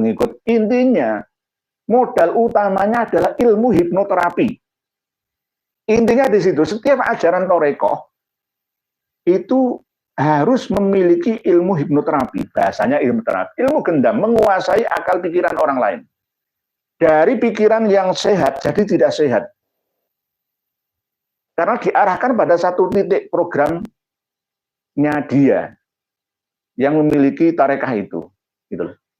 Sama dengan begini, yang memiliki surga itu saya, yang ngerti jalannya itu saya, maka ketika kamu masuk surga harus melalui saya. Ini namanya maklar agama. Padahal tidak seperti itu. Mau ke Jakarta itu jalannya macam-macam. Bisa lewat pesawat, bisa lewat kapal laut, bisa lewat kereta api, bisa lewat kendaraan pribadi, bisa lewat bis, bisa lewat charteran. Macam-macam kan. Tidak boleh. Yang paling hebat bisa ke Jakarta dari Surabaya itu cuma pesawat saja. Nggak bisa. Nggak bisa. Nggak bisa. Yang tol, yang paling cepat, enggak. Lebih cepatan pesawat daripada tol. Nah inilah yang namanya metode-metode itu. Jadi tidak boleh paling mengaku paling benar sendiri, paling cepat sendiri, paling wusul ilallah sendiri. Nggih, begitu nggih. Terus berikutnya Boris Van Java, absen dulu saudare-saudare. Sambil nunggu live nggih, monggo nggih. Catur Venusan Joyo. Oke, gas nggih. Banyu bening. Ku anfusakum ahlikum naro. Lindungilah keluargamu dari ajaran-ajaran dan doktrin yang menyesatkan dari Habib Alawi Eskenazi biar dijauhkan dari api neraka. Nggih. Ya ayyuhalladzina amanu ku anfusakum ahlikum naro. Wahai orang-orang yang beriman, selamatkanlah diri kalian dan keluarga kalian dari siksaan api neraka. Api neraka itu apa ya? Kehidupan yang menyedihkan, menyakitkan. Kalau kita gabung ikut jamaah para Habib secara berlebihan, secara tidak sadar kita telah menyesatkan anak-anak kita masuk ke dalam neraka dunia. Tidak hasanah di dunia, tidak hasanah sampai di akhirat nantinya. Nggih. Pak Samsuri, nderek tanglet Pak Yai, pripun yen enten ayat Al-Qur'an ditempatkan di bawah kaki, kados teng nisan-nisan, tidak boleh. Bisa makruh tahrim, tergantung tinggi rendahnya tulisan ayat Al-Qur'an tersebut nggih. Pak Yai Samsuri, tidak boleh. Bisa haram atau bisa makruh tahrim minimal nggih. Jadi ayat Al-Qur'an itu harus diletakkan pada tempat yang mulia. Tidak boleh di bawah kaki atau di bawah lutut kita, apalagi di tempat yang tidak bersih, misalkan di tempat sampah atau di makam-makam itu nggak boleh. Yang kalau di makam itu ditempatkan di sekelilingnya yang dianggap lebih tinggi posisinya. Nggih. Pak Khairul Anam, ngeri apa-apa dihabibkan, nggih. Pimpinan dari Salat Wakidiyah sudah dihabibkan atau minta dihabibkan. Targo goes. Assalamualaikum Mbak Yainur. Iya, alhamdulillah para penceramah sudah mulai paham seperti Gus Miftah, Gus Muafiq dan Gus Ali Masyuri. Kapan hari sempat salah paham menuduh Abah Yainur sebagai Wahabi. Nggih, alhamdulillah. Hidayah itu kan milik Allah. Berkat perjuangan Pak Targo goes, perjuangan teman-teman semua, akhirnya kan semua tersadarkan bahwa ternyata kami ini tidak menipu. Ada data referensinya, semuanya ada. Kita itu abna'ud dalil, kita harus menggunakan dalil. Dalam itu dasarnya apa itu ada. Itu. Jadi saya kok membatalkan nasab Alawi itu, saya bertanggung jawab dunia akhirat. Enggak, oh itu walat, enggak bisa. Semua itu ada dasarnya. Cuma saya bukanya kan bertahap itu, nggak bisa langsung 1 hari 2 hari bertahap. Nanti saya buka semuanya. Nah, sampai mereka benar-benar menyadarinya. Jadi misalkan saya dituduh Wahabi, bagaimana? Nanti Said Murad Syukri itu Hambali itu ya Sunni. Syekh Ahmad bin Abdul Latif Asyirji itu Hanafi ya Sunni. Pengarang kitab Tabaqatul Khawas Al-Sidqi wal Ikhlas. Berikutnya nggih, Boris Manjaba, Bang Lencai carikan Habibah 1 dari Malaysia Bang buat aneh. Dari Pak Boris Manjaba pesan ke Pak Lencai Bunje Malaysia nggih. Terlalu mahal Pak Boris Manjaba, menikahlah dengan sesama kita. Nggih, dengan suku Jawa, suku Sunda, suku Madura, suku Dayak, suku Banjar, suku Bugis, suku Melayu, semuanya nggih enggak apa-apa, lebih enak nggih. Jai, dari Bang Jai. Rumel kalau nggak diluruskan akan menyesatkan umat sama seperti majikannya Pak Yai Gihlers. Jangan teruskan berdusta. Jangan gara-gara uang tak seberapa. Tega mengangkangi, menindas anak sendiri, anak negeri sendiri. Teman-teman dan saudaranya sendiri. Nggih. Oh ternyata begitu. Kenapa ya ekonomi dunia dikuasai oleh negara komunis? Hanya orang-orang yang berpikir yang dapat petunjuk. Nggih. Kenapa ya? Karena komunis itu sifatnya dia sosialis, kemerataan, kebersamaan, kesetaraan. Sebenarnya antara komunis dan sosialis itu ada kemiripan. Jadi tidak sama 100%. Islam itu sebenarnya ya bukan komunis, sosialis. Hidup jangan kaya nikmat sendiri, sedangkan orang lain menderita. Itu tidak boleh. Tidak iman sempurna itu. Ada zakat, ada infak, ada sedekah, itu kan untuk menolong orang lain. Kita harus mendahulukan sisi positifnya. Misalkan kita menjadi polisi, kita kerja di Satpol PP, ada orang dagang, itu dahulukan pasal, undang-undang. Negara menjamin setiap warga negara untuk mendapatkan pekerjaan yang layak. Lah isane kerja kayak ngono ya sementara, tapi nanti kalau ngusir menertibkan ya dengan sisi kemanusiaan. Jadi oh, itu ya menungso. Saya ketika ketemu dengan teman-teman dari Waria yang malam hari keluarnya seperti Shelton itu, cari makan, amin, itu saya terketuk dalam hati saya, ini juga manusia. Dijamin oleh negara dan agama untuk hidup di dunia bahagia. Dengan caranya masing-masing. Jadi kita harus sosialis. Islam itu sosialis. Bukan komunis tapi, bukan ateis ya, sosialis. Agamis, sosialis, dan nasionalis itu yang dulu pernah digaungkan oleh Bung Karno. Agar nanti kita menjadi negara itu memiliki ciri khas corak sendiri, tidak menjadi negara Arab, tidak menjadi negara India, tidak menjadi negara Cina atau Rusia, tapi menjadi jati diri bangsa yang sebenarnya. Itu Pak Karno dulu itu. Tapi salahnya itu di nasakomnya, harusnya nasa tok aja nggak sakomnya. Nasionalis dan agama saja, tidak boleh komunisnya itu dihilangkan saja. Cuma itulah yang ya namanya pada waktu itu kan ya ada kepentingan untuk ganyang Malaysia pada waktu itu. Oke. Berikutnya, ini masih sebentar lagi ya. Dari Om Yomnaza, alhamdulillah acara Ba'alawi pelan-pelan mulai surut. Muhibinnya banyak yang sadar. Buat acara sendiri aja sesama klan. Masak sendiri, donatur sendiri, jangan nyusahin pribumi. Giliran ceramah songong. Diingatkan oleh Ibu Yomnaza ini. Alhamdulillah agak berkurang, tapi tetap masih banyak yang ada di dalam. Semoga lambat laun kawan-kawan kita menyadarinya bahwa mereka para khabab itu bukan keturunan biologis Rasulullah Shallallahu Alaihi Wasallam. Kalau mereka masih tetap mengakui dirinya sebagai cucu Nabi, maka harus membuktikan dengan tes DNA. Kalau enggak ya jangan, itu penipuan. Budi Rahman, Pak Budi Rahman, bentar, Pak Imam Halimi, MWCNU Kampar Kiri, Kampar Riau. Hadir Pak Yai, salam semangat mencerdaskan umat. Alhamdulillah dari Kampar Kepulauan Riau bisa hadir. Matur suwun, terima kasih Pak Kampar Kiri. Terima kasih. Semoga NU di luar Jawa semuanya tetap bangkit untuk menyadari kekeliruannya selama ini, yang telah mengakui terlalu fanatik buta dengan para Habib Alawi yang ada. Muhammad Sulaiman Muhammad, kaum Mbak Alawi sudah menghina Mbah Hasyim Asy'ari dan Gus Dur. Leres. Tapi kita sebagai warga Nahdliyin kadang-kadang biasa-biasa saja. Nah, ini kekurangan kita itu di situ. Mungkin demikian yang dapat kami sampaikan dari Al-Banjari Martapura juga. Martapura Kalimantan Selatan hadir.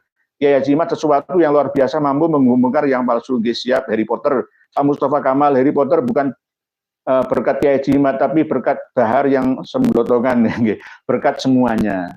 Allah di 2024 ini benar-benar sesuai dengan keruntuhan Turki Utsmani 100 tahun yang lalu.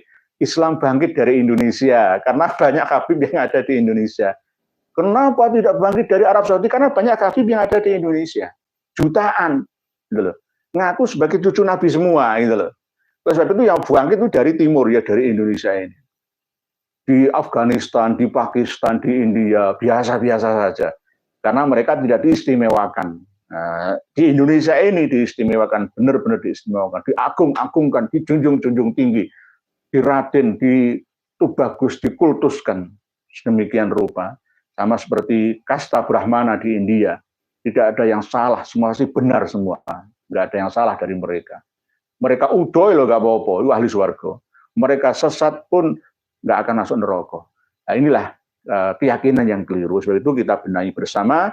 Semoga pertemuan kita di malam hari ini mendapatkan ilmu yang bermanfaat, tidak mendapatkan alamat ilmu yang mafsadat dan madarat.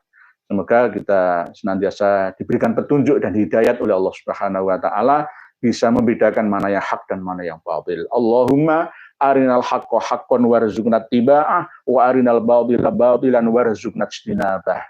Wallahu a'lamu bissawab wal afu minkum. Wassalamualaikum warahmatullahi wabarakatuh.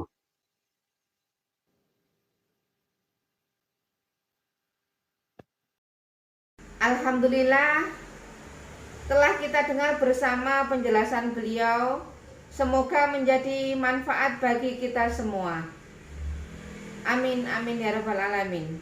Dan menjadi amalan jariah buat beliau. Wahai saudaraku, bangkitlah dari tipu daya kaum Alawi dengan doktrin sesatnya. Sadarlah wahai rakyat Indonesiaku. Mereka dulu dibawa oleh Belanda ke Indonesia untuk memuluskan penjajahan Belanda dengan mengaku-ngaku sebagai cucu Nabi Muhammad SAW.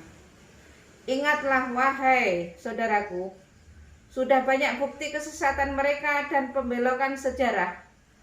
Apa yang kalian harapkan dari mereka? Mengharap barokah itu ada di ulama pribumi, bukan pada mereka. Mereka itu bukan cucu Nabi.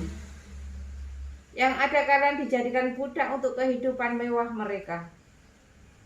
Kalian capek-capek cari uang hanya untuk kasih kepada cucu Yahudi ngaku cucu Nabi. Wahai rakyat Indonesiaku, kita ini manusia merdeka, bukan budak orang. Sudah banyak memakan korban dari dawir mereka. Apakah belum sadar? Tolong yang dengar ini untuk menyadarkan saudara kita. Cukup sekian dulu. Sampai jumpa di video selanjutnya. Akhir kata, wassalamualaikum warahmatullahi wabarakatuh.